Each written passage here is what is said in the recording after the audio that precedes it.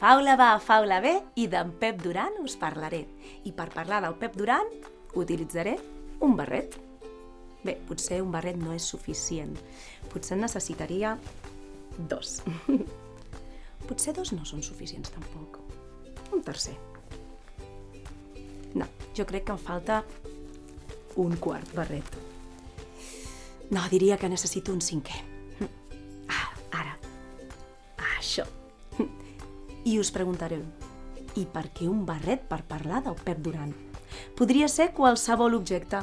Podria ser qualsevol objecte amb una història al darrere, perquè en Pep Duran és un traginador de contes.